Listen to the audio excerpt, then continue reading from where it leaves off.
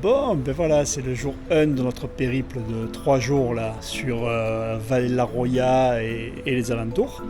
Donc avec Olivier, et puis ben là on va cheminer dans les rues du vieux Breil sur Roya, pour nous rendre en fait au vallon de Carleva, dont on va faire le tour.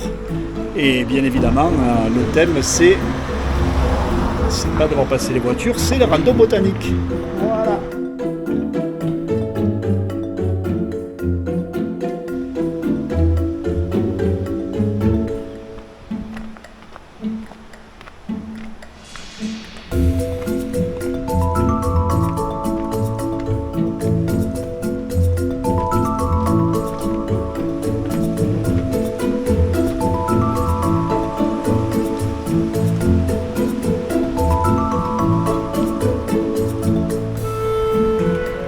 Une portion du sentier qui est non seulement très méditerranéenne, mais ça va même au-delà, parce qu'elle est carrément exotique, quoi.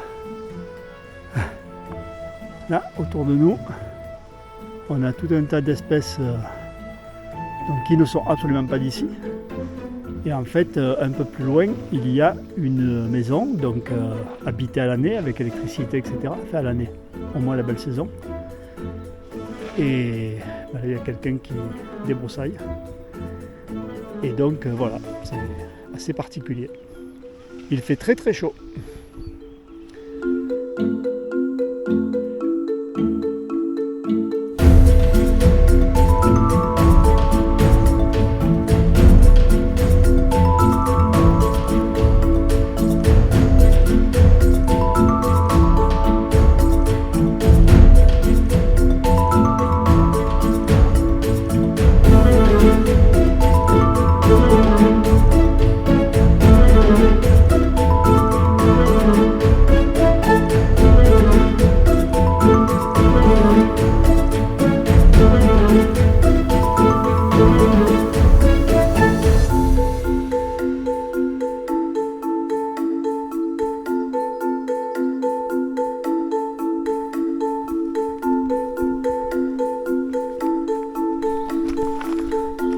Tiens, on voit bien le charme houblon là, on le voit de dessus.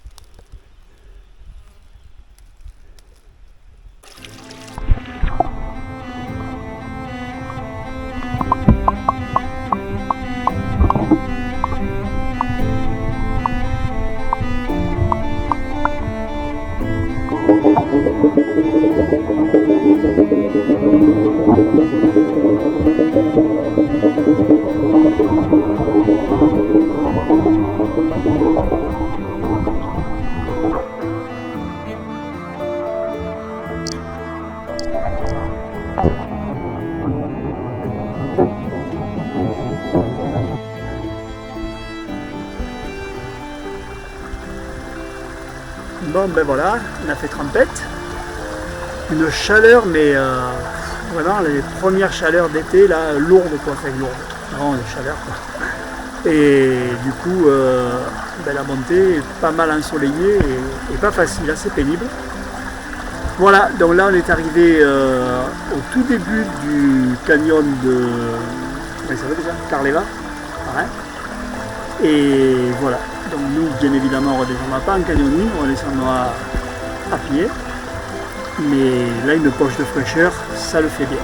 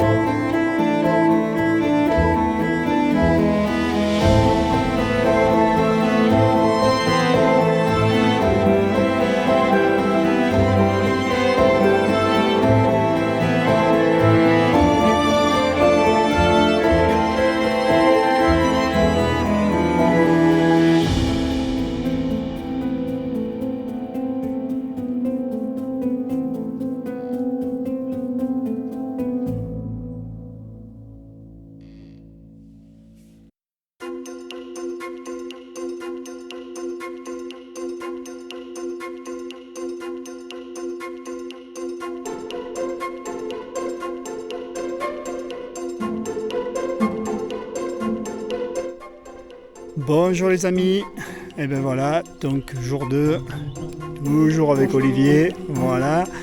Là on est donc parti pour la grande aventure de ce long week-end qui est le Mont Torache. Et ben, on ne peut pas trop vous le montrer de là parce qu'on n'a pas encore la vue, mais en fait on est en Ligurie, donc quelques dizaines de kilomètres derrière Ventimille au nord. Et donc c'est bien évidemment l'un des derniers sommets avant la mer. Et la zone est très très intéressante en termes de botanique parce qu'il y a beaucoup de diversité et d'endémisme par rapport justement à cette confluence entre le climat très méditerranéen et le climat montagnard. Voilà, donc on va voir un petit peu ce qu'on va trouver. En attendant, le sentier est plutôt sympa là dès le démarrage avec une espèce de voie pavée. Et là on monte en direction vers le Montégrail. Mais on n'ira pas jusque là-haut. Et ensuite, on va tourner sous le mont Pierre-Vieille. Allez, à plus tard.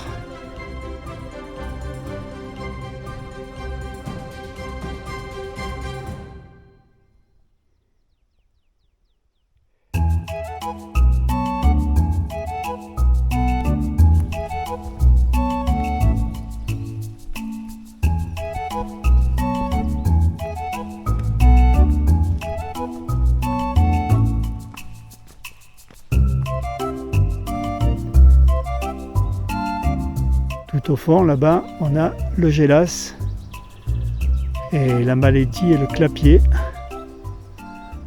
On a aussi les sommets de la vallée des Merveilles. Une très jolie vue. Et au fond, là, c'est le canyon de la Bendola qui, à l'époque, se faisait en 2 jours. Le plus long canyon de France, un des plus sauvages aussi, mais qui est interdit aujourd'hui.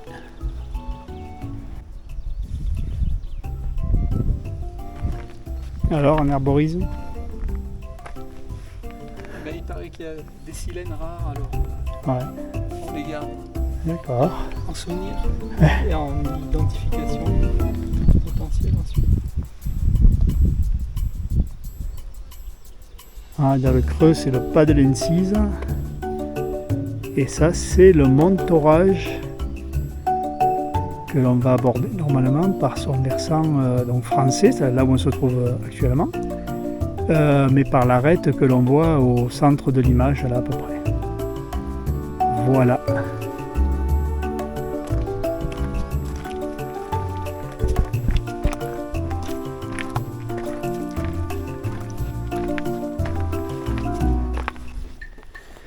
Alors, on a fait un petit détour pour avoir une vue sur la face sud du Pietravecchia. Et puis après, donc on a par endroit là le sentier qu'on va prendre au retour, sentier degli Alpini. Et là, la face sud du Mont Torache où un énorme éboulement a priori a emporté une partie du sentier que l'on voit. Et donc c'est interdit aujourd'hui d'y passer. Face sud du Torache.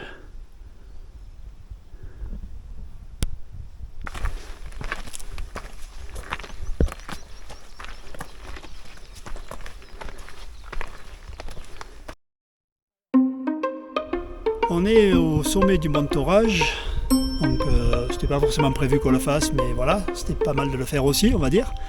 Et une progression sur du rocher câblé pour monter dans une espèce de goulet là. Voilà, j'essaierai de faire quelques images à la descente. Et puis on a quand même une sacrée vue à quasiment 360. Donc Mercantour vers la Méditerranée, même si c'est blanchâtre, mais très sympa. Voilà, je vais vous montrer un peu quelques images autour. Donc le sommet, là, avec sa croix et sa vierge, évidemment, on est en Italie. Il y a des choses qui sont sacrées. Le goulet par où on est monté entre les deux masses rocheuses, là. Voilà. Là-bas au fond, les merveilles. Puis le Gélas, la Malédie, le Clapier. Les monts de l'Agnolet, je crois, il me semble. Après, on a la roche de l'Abysse, là, une grande montagne avec un petit peu de neige au fond. Voilà, là on revient sur Pierre Vieille, Pietravecchia, avec le pas de l'Incisa. Et puis le sommet, on va dire, est du Torage, là-bas, un bout des crêtes, et je vais me déplacer pour qu'on voit la suite. On repart donc avec le sommet est. Un petit peu à droite, là-bas, on a deux villages. Le premier, c'est Pigna, où on est passé hier. C'est par là qu'on prend le col et Mélose. Et puis après, on a toute la Ligurie, là. Hein. Enfin, toute non, mais une partie, bien sûr. Voilà. La mer est au fond. Alors, on ne la voit pas parce que c'est gris. Mais en fait, on devrait très bien la voir, puisqu'on voit par exemple Ventimille là-bas. Et Ventimille, c'est au bord de l'eau. Et on revient effectivement de ce côté-là. Alors tout à l'heure avec Olivier, on a cru apercevoir des montagnes qui seraient la Corse. Très très loin là-bas. Ouais, on les voit hein, si on force avec les yeux là. Et puis après, là-bas derrière, derrière le sommet du coup, c'est la direction de Toulon. Voilà, donc normalement d'ici on voit le mont Coudon, le mont Faron, la région de Toulon. Voilà, donc très belle vue quoi. Dommage qu'il y ait un petit peu de brume.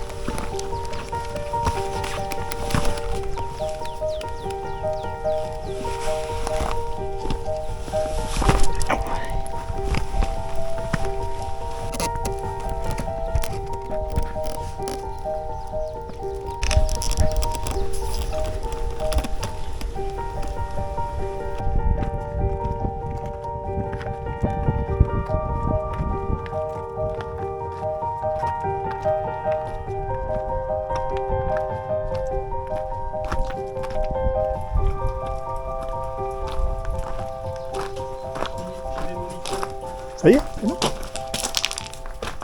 Voilà. Apparemment Olivier a trouvé l'endroit où se rafraîchir. Et ça, par les temps qui courent, ça n'a pas de prix. Bon, allez, je vais aller remplir mon canette.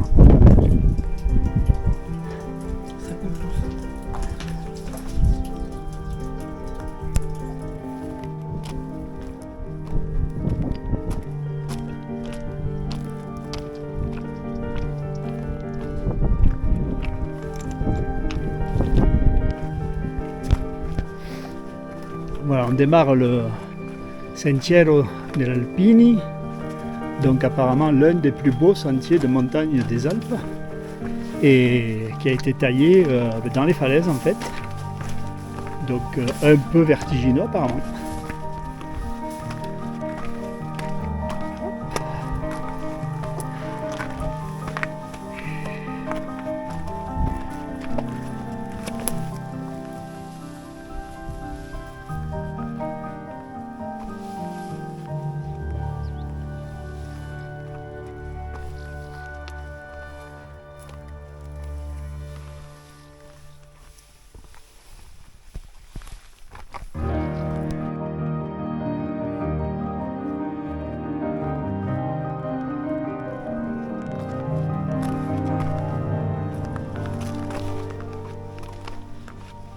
Des labiers là. Oh, sérieux? Ouais. Je ne le crois pas, ni. Putain. Ah. Puis bien sûr, c'est à l'endroit où on peut pas. Ouais, on peut pas trop s'arrêter, faire la photo quoi. Stationner. Ouais, ils sont là. Incroyable.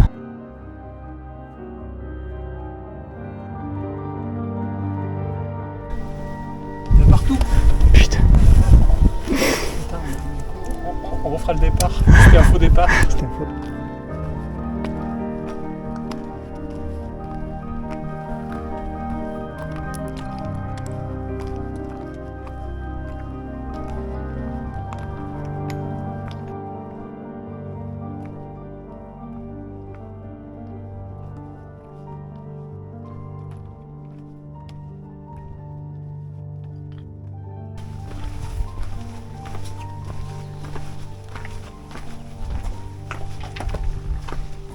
Sur les photos qu'on voit, il y a plus qu'un piqué. Hein. Oui, tout à fait.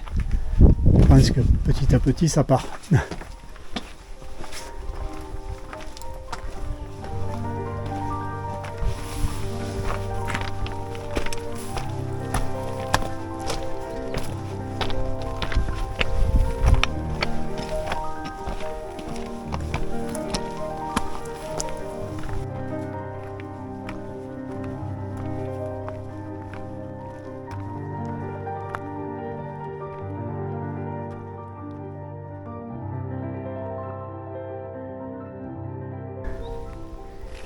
Splendide là, tout ça. Toute la face italienne du Montorage où il y a eu l'éboulement avec la partie interdite. Et puis on revient sur le pas de l'Incise et tout le sentier qu'on a parcouru dans la falaise.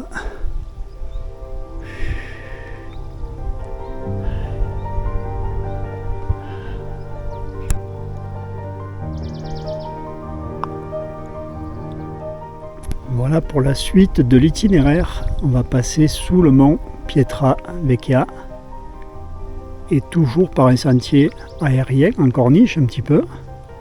Et on va finir là-haut sur les porons. Enfin, on finira ce sentier, on ne sera pas encore à la voiture.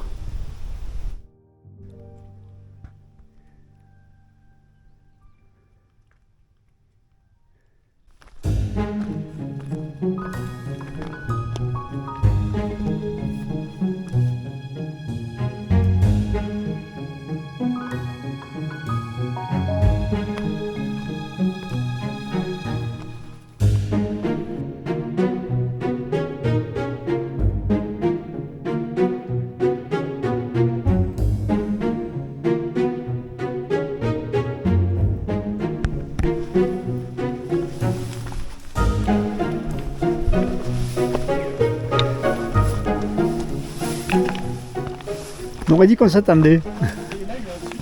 Hop, hop, hop, hop, trop beau. Allez, feu.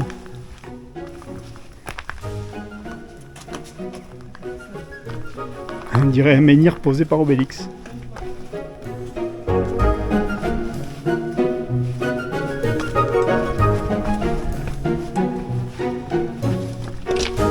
Yeah.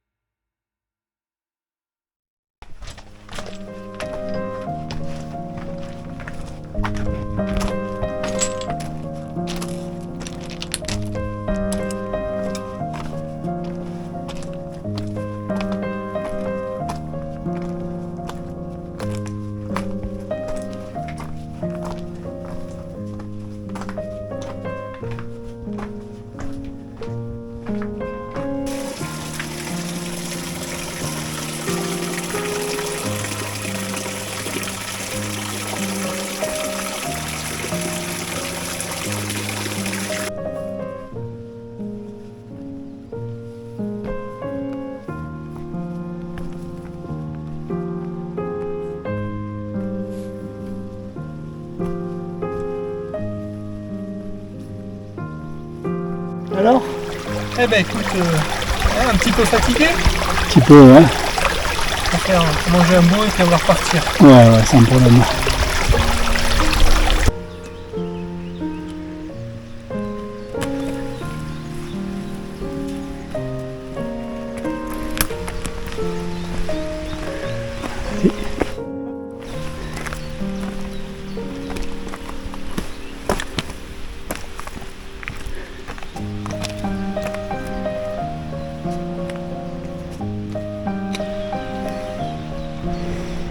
il y a un peu de gaz dessous.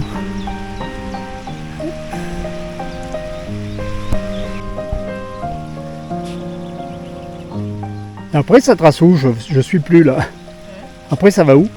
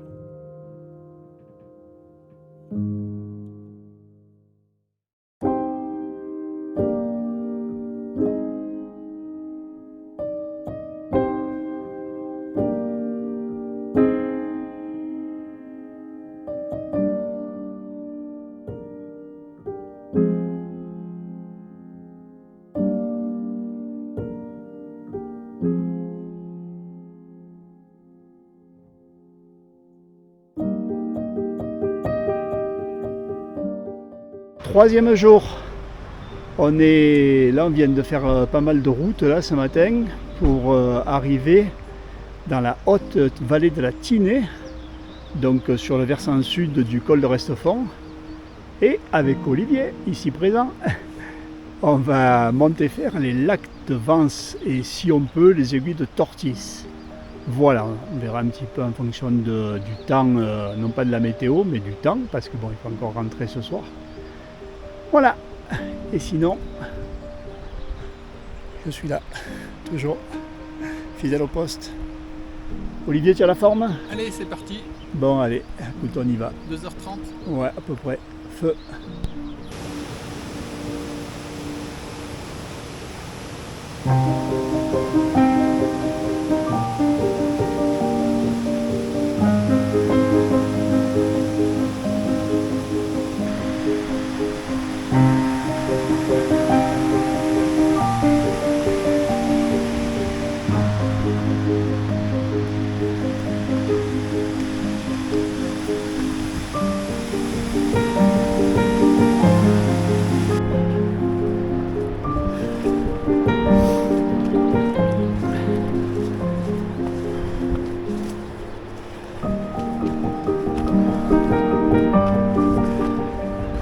Il y a beaucoup de monde sur ce sentier qui est très connu et il y a beaucoup de cytises aussi, ces fameux arbres aux grappes jaunes splendides mais qui sont mortels pour l'homme, c'est un poison.